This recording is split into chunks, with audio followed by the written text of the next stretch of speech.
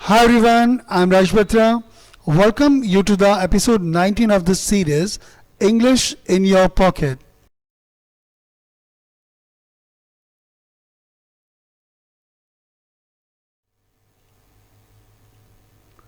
The topic of the day is imaginary situations.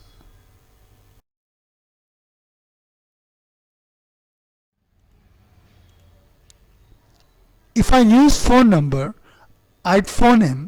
अगर मुझे उसका फ़ोन नंबर मालूम होता तो मैं उसे फ़ोन करता. इस सेंटेंस के अंदर दो क्लॉजेज हैं. If I knew his phone number and I'd phone him. If I knew his phone number ये एक इमेजनरी सिचुएशन है. यहाँ मैं स्थिति की कल्पना कर रहा हूँ. यहाँ कहने का मतलब ये है कि जब मैं ये कहता हूँ if I knew his phone number तो इसका मतलब ये हुआ कि मुझे उसका फ़ोन नंबर नहीं मालूम.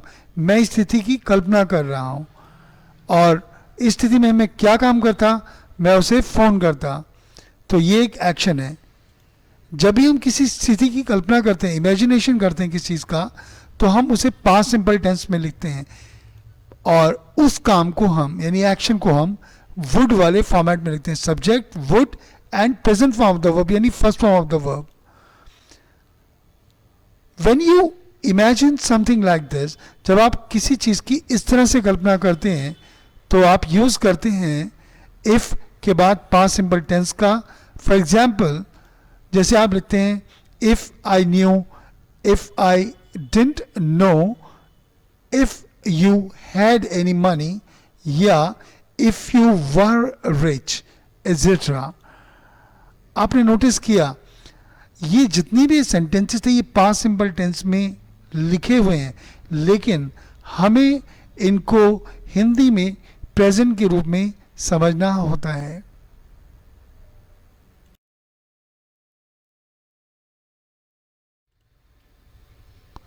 Let's have an example situation in present tense. A friend of mine in Delhi has secured all India rank 1 in NEET examination this year. मेरे एक दोस्त ने इस साल नीट एग्जामिनेशन में ऑल इंडिया रैंक 1 हासिल किया है. I want to congratulate him but I haven't got his phone number. मैं उसे बधाई देना चाहता हूँ लेकिन मेरे पास उसका फ़ोन नंबर ही नहीं है. I am just imagining the situation in से. अब मैं इस स्थिति की सिर्फ कल्पना ही कर रहा हूँ और मैं ये कहता हूँ if I knew his phone number I'd phone him. अब आपने नोटिस किया जब मैंने इस सेंटेंस को ऐसे बोला तो यहाँ मुझे कॉमा लगाने की ज़रूरत पड़ी. हम चाहें तो इस सेंटेंस को कुछ इस ढंग से ही बोल सकते हैं I phone him if I knew his phone number. लेकिन जब हम वुड क्लॉज को पहले लिखते हैं और इमेजिनरी सिचुएशन को बाद में लिखते हैं तो इन दोनों के बीच में कॉमा नहीं लगता है.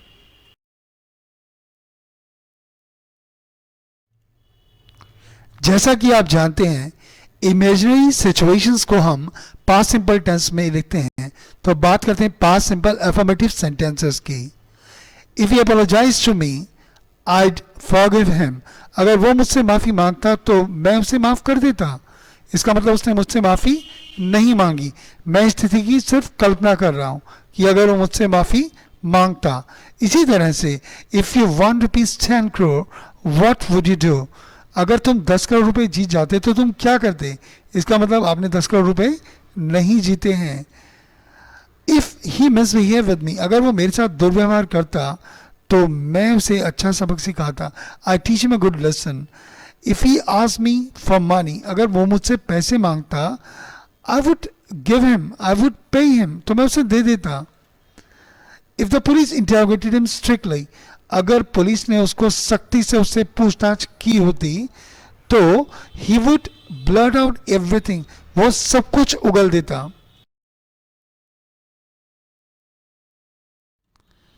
Past simple negative sentences. If he didn't apologize to मी, अगर वो मुझसे माफ़ी नहीं मांगता आई फाइल ए डिफेमेशन सूट अगेंस्ट हिम, तो मैं उसके खिलाफ मानहानि का मुकदमा दर्ज करवा देता. फाइल का मतलब यहाँ दर्ज करवाने से है और डिफेमेशन सूट का मतलब हुआ मानहानि का मुकदमा. If she didn't cut down on sugar, अगर वो चीनी खाना कम नहीं करती तो शी वुड गेन फैट, तो वो मोटी हो जाती। If you didn't live so far away, भाई अगर तुम इतना दूर ना रह रहे होते तो we would visit you very often, तो तुमसे तो मिलने आते ही रहते भाई। If I didn't go to see them they would be rather offended, भाई अगर मैं उनसे मिलने नहीं गया होता ना तो वो ज़्यादा नाराज हो आते। If I didn't come out with you this evening, अगर आज मैं शाम आपके साथ बाहर घूमने ना जाता तो वुड यू माइंड, तो क्या तुम बुरा मानते?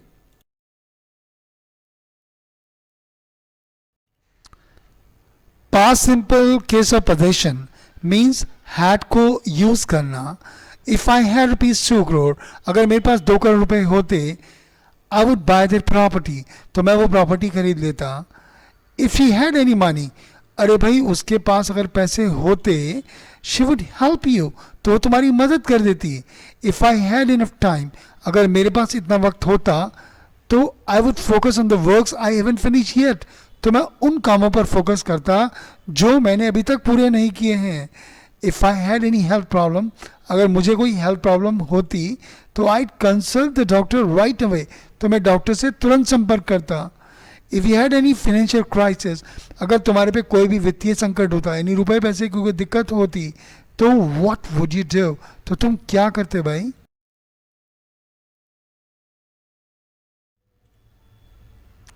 Past simple state indicative sentences.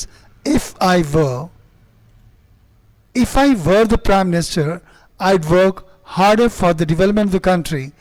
अगर मैं भारत का प्रधानमंत्री होता तो मैं देश की उन्नति के लिए बहुत अधिक मेहनत करता। आपने नोटिस किया लिखा इफ़ आई वर, और बेसिक इंग्लिश के रूल के मुताबिक आई के साथ वॉज का इस्तेमाल किया जाता है, लेकिन ये एक इमेजनरी सेंटेंसेस हैं, इसके अंदर subject he she it I we you they कुछ भी कहना हो, यहाँ हम वर का इस्तेमाल करते हैं, वॉज का इस्तेमाल नहीं करते हैं। आइए कुछ और एग्जाम्पल देखते हैं। इफ़ यू वर इन मी, अगर तुम मेरी जगह होते, व्हाट वुड यू डू, तो तुम क्या करते? If I were in you, अगर मैं तुम्हारी जगह पर होता तो आई वुड रिजाइन, तो मैं इस्तीफा दे देता। If she were here by now, अगर वो इस समय यहाँ होती, so she would not let you do so, तो वो तुम्हें ऐसा करने ही नहीं देती। If I were there by now, अगर मैं वहाँ होता तो आईड हेल्प यू, तो मैं तुम्हारी मदद करता।